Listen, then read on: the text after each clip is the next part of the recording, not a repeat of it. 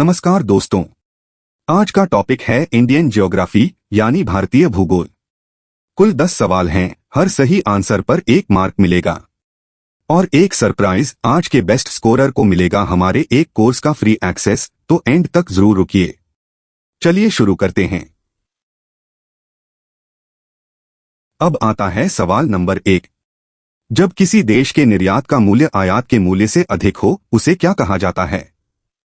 अब देखिए चारों ऑप्शंस। ऑप्शन ए प्रतिकूल व्यापार संतुलन, ऑप्शन बी अनुकूल व्यापार संतुलन, ऑप्शन सी व्यापार घाटा, ऑप्शन डी चालू खाता घाटा। आपके पास 10 सेकंड्स हैं, सोचिए और सही आंसर चुनिए।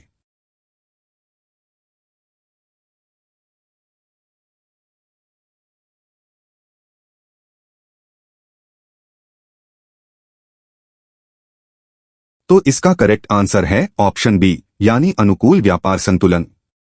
अब इसे समझते हैं। जब निर्यात मूल्य आयात मूल्य से अधिक हो, व्यापार संतुलन अनुकूल कहलाता है, आयात अधिक हो तो प्रतिकूल। भारत एक सॉफ्टवेयर शक्ति बनकर सूचना एवं ज्ञान विनिमय से अच्छी कमाई करता है, तो याद रखिए ये पॉइंट। सवाल नंबर 2 ध्यान से सुनिए। भारत का दक्षिणतम बिंदु इंदिरा पॉइंट किस द्वीप समूह में स्थित है और 2004 में इसके साथ क्या हुआ? अब देखिए चारों ऑप्शंस। ऑप्शन ए लक्षद्वीप मानसून से जलमग्न, ऑप्शन बी अंडमान और निकोबार द्वीप समूह 2004 की सुनामी के दौरान समुद्र में डूब गया, ऑप्शन सी मालदीव लहरों से कटा, ऑप्शन डी श्रीलंका टेक्टोनिक गतिविधि से स्थानांतरण। आपके पास 10 सेकंड्स हैं, सोचिए और सही आंसर चुनिए।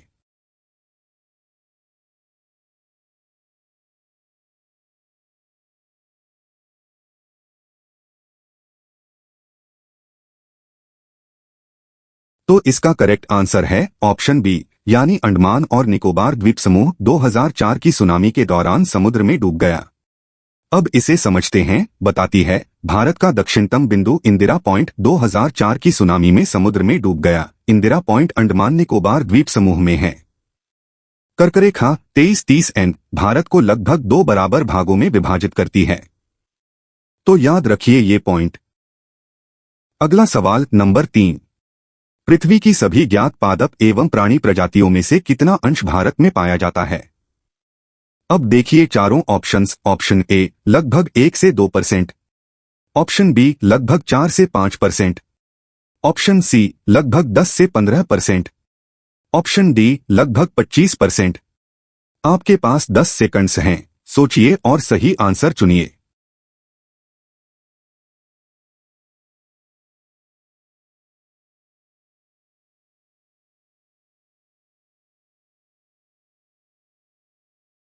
तो इसका करेक्ट आंसर है ऑप्शन बी यानी लगभग 4 से 5%। अब इसे समझते हैं। कहती है कि पृथ्वी की सभी ज्ञात पादप एवं प्राणी प्रजातियों का लगभग 4 से 5% भारत में पाया जाता है। वन्यजीव सुरक्षा अधिनियम राष्ट्रीय उद्यानों, अभयारण्यों एवं बंद क्षेत्रों जैसे संरक्षण क्षेत्रों को कानूनी आधार देता है और 1991 में कठोर दंड के साथ व्यापक रूप से संशोधित किया गया, तो याद रखिए ये पॉइंट। देखिए सवाल नंबर 4। चट्टानों में खनिजों की तुलना किससे करती है? अब देखिए चारों ऑप्शंस। ऑप्शन ए बादलों में वर्षा बूंदे, ऑप्शन बी पकाए गए बिस्किट में मिले अवयव आटा, दूध, चीनी, अंडे केवल समग्र रूप में दिखाई देते हैं, ऑप्शन सी आकाशगंगा के तारे, ऑप्शन डी समुद्री जल का नमक।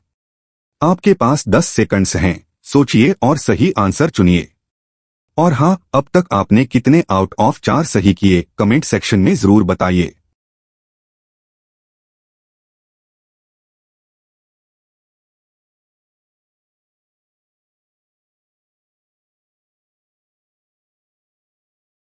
तो इसका करेक्ट आंसर है ऑप्शन बी यानी पकाए गए बिस्किट में मिले अवयव आटा, दूध, चीनी, अंडे केवल समग्र रूप में दिखाई देते हैं।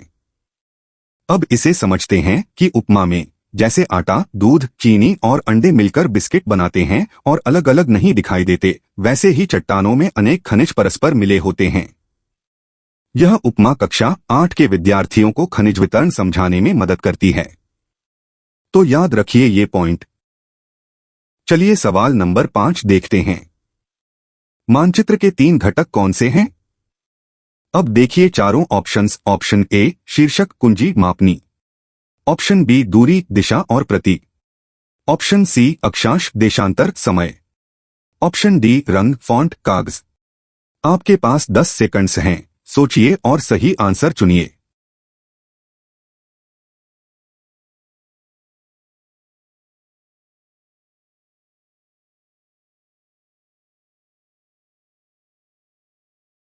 तो इसका करेक्ट आंसर है ऑप्शन बी, यानी दूरी दिशा और प्रतीक।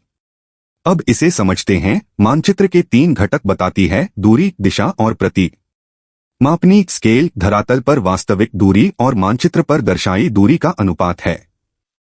विषयवस्तु मानचित्र वर्षा वन उद्योग सूचना के आधार पर उपयुक्त शीर्षक रखते हैं।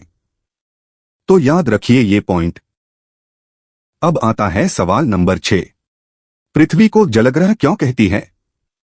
अब देखिए चारों ऑप्शंस। ऑप्शन ए जल इसकी क्रस्ट का सर्वाधिक प्रचुर खनिज है, ऑप्शन बी इसकी सतह का 3/4 जल से ढका है और लगभग 3.5 अरब वर्ष पूर्व आदिम महासागरों में जीवन की उत्पत्ति हुई, ऑप्शन सी इस पर अन्य ग्रहों से अधिक नदियां हैं, ऑप्शन डी इसका कोर जल का बना है। आपके पास 10 सेकंड्स हैं, सोचिए और सही आंसर चुनिए।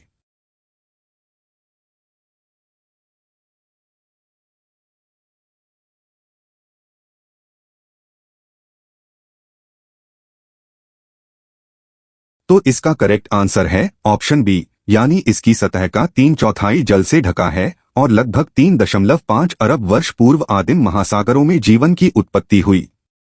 अब इसे समझते हैं। कहती है पृथ्वी की सतह का 3/4 जल से ढका है, इसीलिए इसे उपयुक्त रूप से जलग्रह कहा जाता है। आदिम महासागरों में ही लगभग 3.5 अरब वर्ष पूर्व जीवन की उत्पत्ति हुई थी। तो याद रखिए ये पॉइंट। सवाल नंबर 7 ध्यान से सुनिए। 2011 की जनगणना ने भारत की कार्ययोग्य जनसंख्या को कितनी प्रमुख व्यावसायिक श्रेणियों में बांटा? अब देखिए चारों ऑप्शंस। ऑप्शन ए 2 कृषि और गैर कृषि, ऑप्शन बी 3 प्राथमिक द्वितीयक तृतीयक, ऑप्शन सी 4 कृषक कृषि मजदूर घरेलू उद्योग के मजदूर अन्य कार्यकर्ता, ऑप्शन डी 6 सेवा सार्वजनिक और अनौपचारिक क्षेत्र सहित। आपके पास 10 सेकंड्स हैं, सोचिए और सही आंसर चुनिए।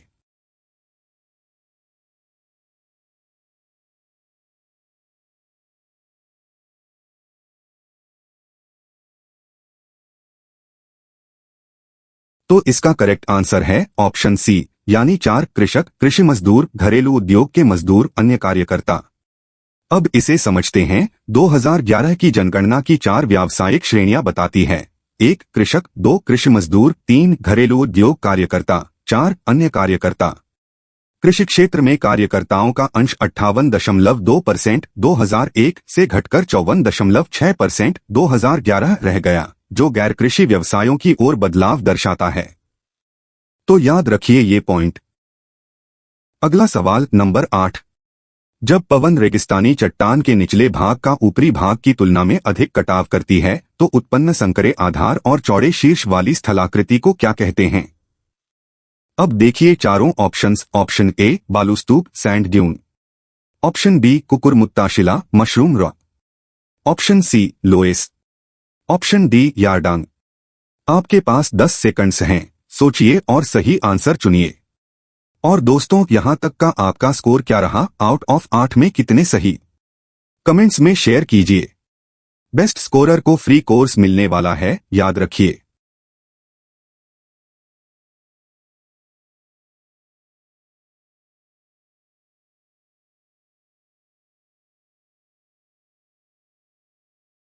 तो इसका करेक्ट आंसर है ऑप्शन बी, यानी कुकुरमुत्ता शिला मशरूम रॉक। अब इसे समझते हैं। बताती है कि रेगिस्तानों में पवन चट्टान के निचले भाग का ऊपरी की तुलना में अधिक कटाव करती है, जिससे संकरे आधार और चौड़े शीर्ष वाली कुकुरमुत्ता शिला बनती है। बालूस्तूप पवन निक्षेपित टीले हैं, लोएस सूक्ष्म पवन निक्षेपित धूल है, बड़े निक्षेप चीन में। तो याद रखिए ये पॉइंट। देखिए सवाल नंबर 9। क्रस्ट के अंदर जहां संचलन शुरू होता है उसे और ठीक ऊपर सतह के बिंदु को कहते हैं। अब देखिए चारों options. Option A epicentre focus, option B focus epicentre, option C crater focus, option D magma कक्ष एपीसेंटर। आपके पास 10 सेकंड्स हैं, सोचिए और सही आंसर चुनिए।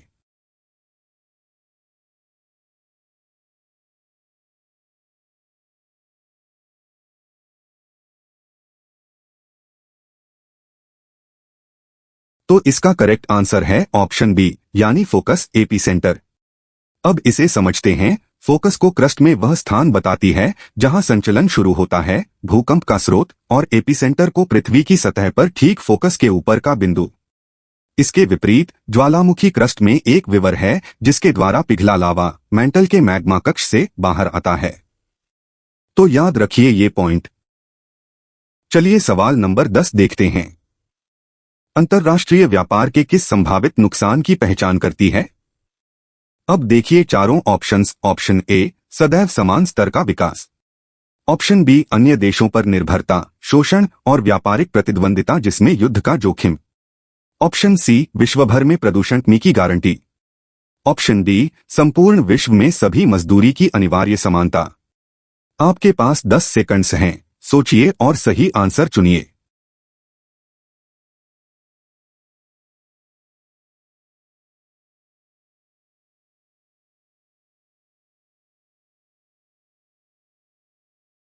तो इसका करेक्ट आंसर है ऑप्शन बी यानी अन्य देशों पर निर्भरता, शोषण और व्यापारिक प्रतिद्वंदिता जिसमें युद्ध का जोखिम।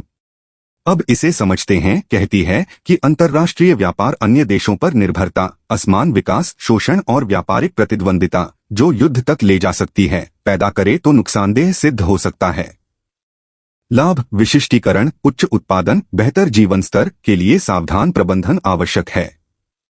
तो याद रखिए ये पॉइंट। तो दोस्तों आज की क्विज यहीं खत्म होती है। Mention your score in the comment section और the best scorer overall will get access to a course. तो अपना स्कोर कमेंट में जरूर लिखिए। आउट ऑफ 10 में कितने सही हुए। वीडियो पसंद आई तो लाइक, शेयर और चैनल को सब्सक्राइब कर लीजिए। मिलते हैं कल नए टॉपिक के साथ।